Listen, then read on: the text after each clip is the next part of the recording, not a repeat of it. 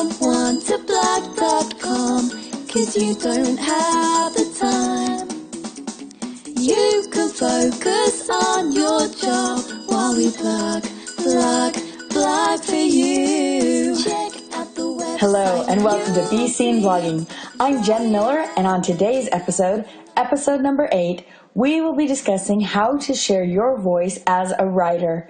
I've been in the content business as a journalist, copywriter, business builder, and blogger, and have insight to share with you that will bring you traffic, help you to engage your site visitors, and increase your goal conversion.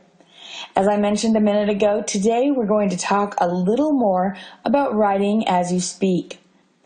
As an online content producer, it is especially imperative that what you write sounds like you.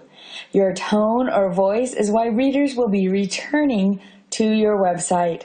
If you were asked to present at an academic conference, you probably would use different words than if you were speaking at a pep rally.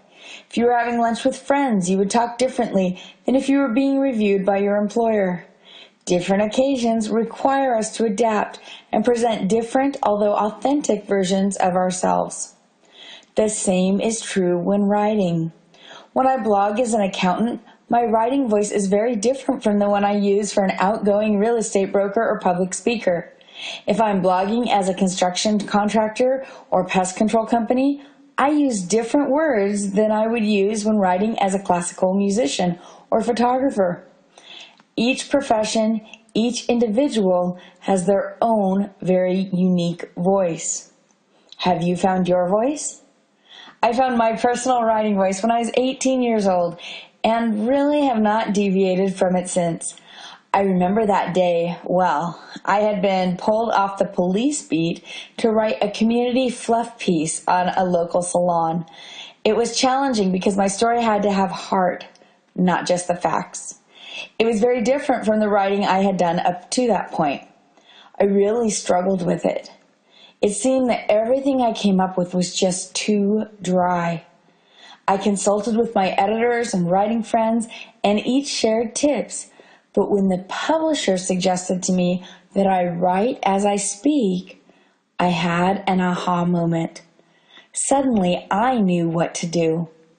I started writing about how the business was run by people devoted to the community. I shared who they were and what really stood out as important to me about what they did. I interviewed some of their clients to gain perspective.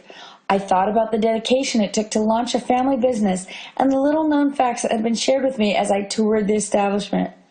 I found the heart of the story as I started writing as if I were explaining my experience to a good friend. I didn't realize it then, but that story helped me to establish my voice. Now, when I write for other people, I place myself in their perspective, and I use phrases I know or believe they would use.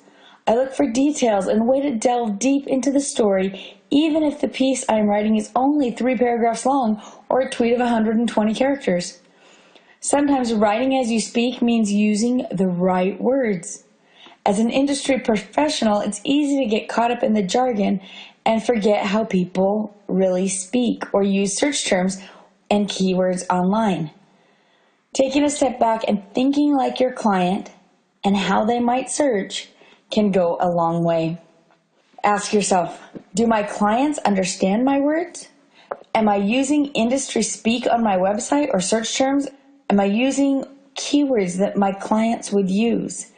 Is my communication clear? I had an experience a couple of years ago that drove the point home for me and made me realize that even I, as a master blogger, needed to rethink my communication skills. It was share day at my son's school. He was frantically trying to decide what to bring. It has to be something that's really hard to guess, he said. And colorful, but not an Easter egg. That was too easy last week, Mom. I scanned my desk, recalling the horror he expressed at his previous week's experience of having his share guessed on the first try. Because I wanted to help, I held up my tape holder. I suggested, "You can share my tape dispenser," knowing it would be hard to pass up since it's shaped like a shoe and not a typical item. It is also something he normally is prohibited from using. Instantly, he reached for it and said, "Mom, it's not just for Spencer. It's to share with the whole class." I was puzzled for a second and then realized he had misheard me. What he heard was, "You can share my tape to Spencer." But what I had said was, "You can share my tape to Spencer." He heard "to Spencer" because those were the words he recognized. He was translating my phrase into words and meanings that he understood. When we blog, we have to be clear and make sure our clients understand the meaning of our words. When Hurricane Sandy hit the eastern seaboard, I had several blogging clients who went without power, fuel, and food in the aftermath of the storm. I was shocked when I received several 3-minute calls via cell phones that helped me understand what to post on their blog, even though I was 3,000 miles away. The distress and gratitude evident in my clients' voices needed to be expressed on their blogs. The coming together they witnessed in their communities needed to be documented. The stories of triumph in trying circumstances needed to be shared. It was a challenge and an exercise in empathy for me. Those posts helped me to gain a new, almost desperate descriptive writing voice, and I jumped at the opportunity. Now, it's your turn. You have the opportunity to determine your voice. What will it sound like? Will it be sassy or smart, polished or edgy? Perhaps you will lean more towards an arrogant or clever tone, or prefer to stick to the basic facts with a little editorial thrown in. Maybe you have a natural, sweet, unassuming voice, or are quick to compliment and reassure. These qualities need to be seen in the content you produce. You may find that your voice is a mix of all of these. If so, please send me an email. We always need writers who can change up their voice easily at Need Someone to Blog. Typically, though, you'll notice that your writing takes on a certain feel, which I refer to as your voice. It may evolve in time, but the undertones will remain the same. Your true voice will be amplified in the words you compose, and you will realize that writing can be a very powerful tool for conveying your thoughts when you write like you speak. Need more insight in how you can be seen blogging?